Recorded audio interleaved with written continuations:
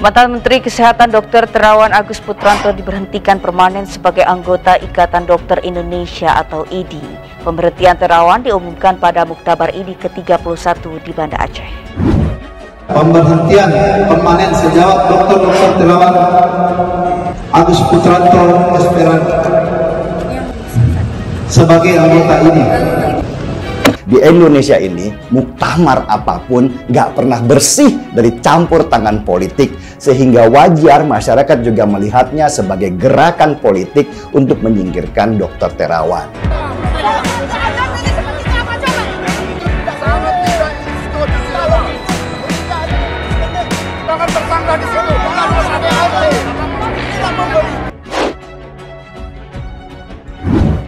Ketua Umum Partai Gerindra Prabowo Subianto juga menyayangkan jika IDI mencabut izin praktik Dr. Terawan. Beliau sudah membantu dan menyelamatkan banyak orang ya, di kalangan tentara, di mana-mana yang saya tahu. Saya sendiri contohnya ini, saya saksinya lah, saya udah 3 kali, saya pengen ke-4 kali lagi gitu loh. Sebagai pasien saya tahu dia baik, saya jadi pasiennya karena orang-orang yang memberitahu saya itu menunjukkan bukti. Pak SBY ke dia sembuh, Bu SBY sembuh, Pak Trisno yang dulu ke sana sampai digotong pakai tongkat, begitu diterapi sama dia langsung pulang dengan gagah. Pak Murdiono juga semua, dan tidak ada cerita korban dari Pak Terawan itu, sehingga saya ke sana. IDI atau Ikatan Dokter Indonesia seharusnya sejak lama berkaca kalau ketidakpercayaan masyarakat terhadap IDI itu sudah berkarat sejak lama. Sudah banyak cerita di balik meja yang saya dengar kalau banyak para dokter itu sering bekerja sama dengan perusahaan farmasi untuk merekomendasikan obat yang dijual perusahaan farmasi itu supaya si dokter dapat uang. Mantan Menteri Kesehatan Terawan Agus Putranto dipecat dari keanggotaan Ikatan Dokter Indonesia atau IDI.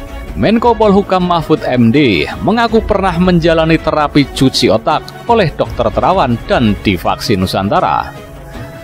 Terawan dan IDI sendiri memiliki hubungan yang panas dingin. Hubungan panas dingin itu mulai terjadi sejak munculnya terapi cuci otak.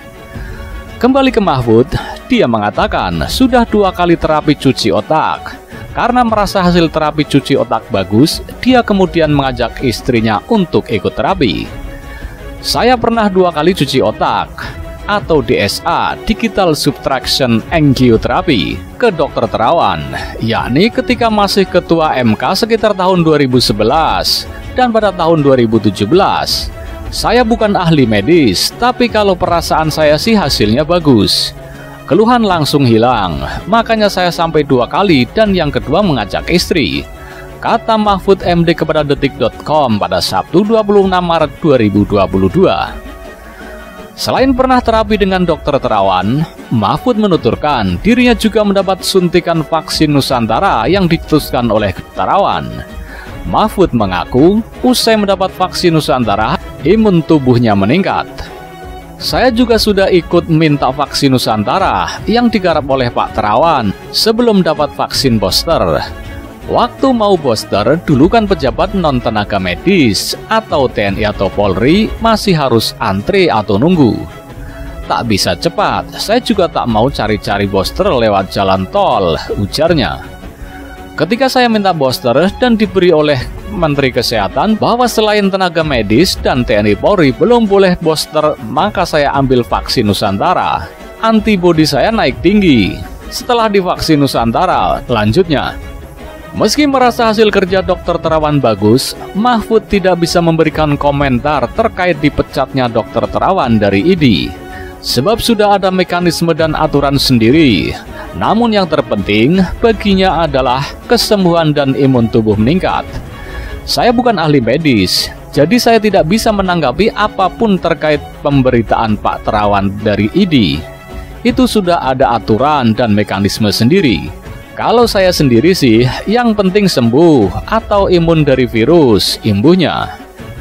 Selain Mahfud, anggota Komisi 7 DPR RI fraksi PDIP, Adian Apitupulu, merasa baik-baik saja setelah disuntik vaksin Nusantara yang digagas Dr. Terawan Agus Putranto. Adian juga mengaku bahagia setelah divaksin.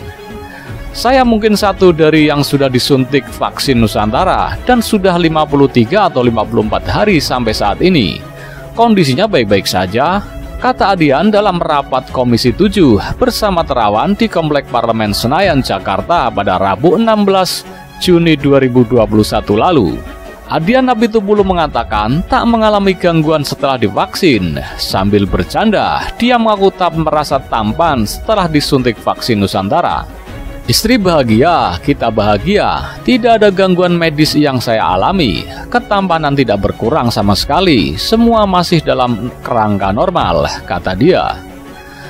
Sebelumnya kabar pemecatan Terawan Agus Putranto dari IDI dibenarkan oleh Ketua Panitia Muktamar ke-31 IDI, Dr. Nasrul Musadir Alsa. Pemecatan itu berdasarkan keputusan Majelis Kehormatan Etik Kedokteran atau MKEK dari IDI. Iya, dipecat. Dari hasil muktamar yang kami terima, iya. Dari hasil yang kita terima, yang diserahkan panitia memang begitu. Sesuai MKEK-nya. Kata Nasrul saat dimintai konfirmasi pada Sabtu 26 Maret 2022. Nasrul mengatakan, Terawan kini tak lagi bisa membuka praktek dokter. Hal itu lantaran Terawan tidak bisa lagi mengurus surat izin praktek atau SIP. Semestinya begitu ya, kan tidak bisa urus SIP dan sebagainya, ya, kata Nasrul.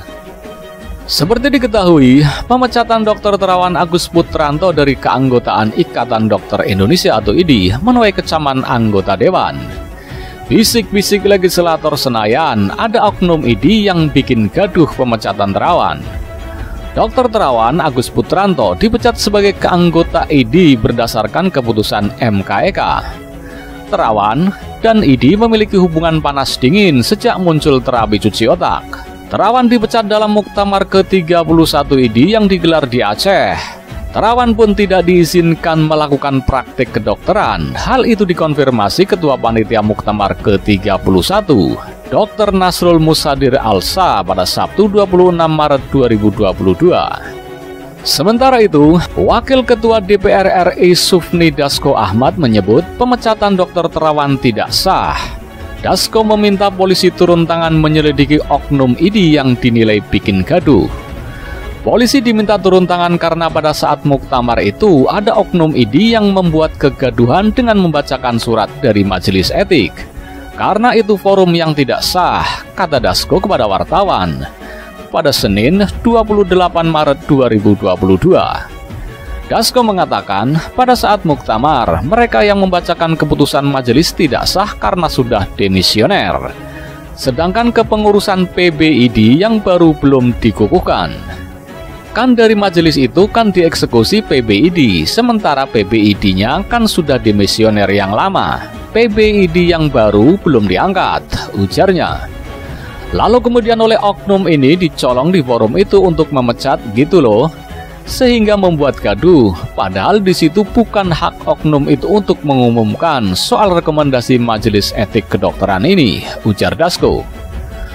Oleh karena itu, Dasko mendorong polisi menyelidiki oknum yang memicu kegaduhan yang terjadi di muktamar dengan salah satu pasal yang dikenakan, yakni keonaran. Bisa dengan pasal keonaran, ujarnya.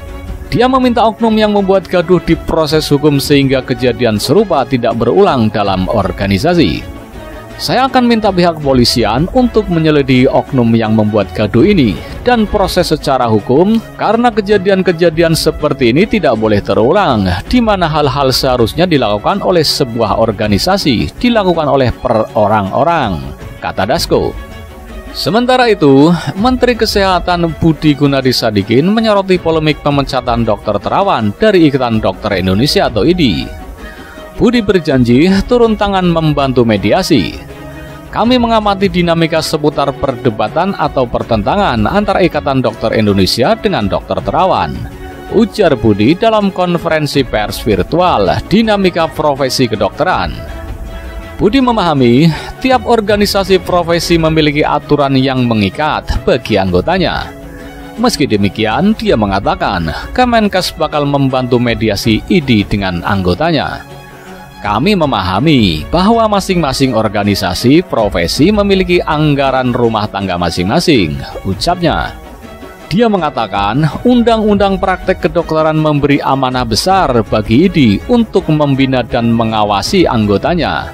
Dia berharap komunikasi dan hubungan antara IDI dan semua anggotanya berjalan baik agar penanganan pandemi corona dan pasca pandemi bisa maksimal. Budi berjanji membantu proses mediasi IDI dengan anggota-anggotanya yang bermasalah. Dia berharap mediasi bisa membantu agar IDI bisa mendedikasikan diri untuk membangun masyarakat sehat. Kementerian Kesehatan akan memulai dan membantu proses mediasi antara IDI dan anggota-anggotanya agar komunikasinya baik, sehingga situasi yang terbangun akan kondusif dan kita bisa kembali menyalurkan energi, waktu kita, dedikasi kita, kegiatan-kegiatan yang memprioritaskan untuk membangun masyarakat Indonesia, ujarnya.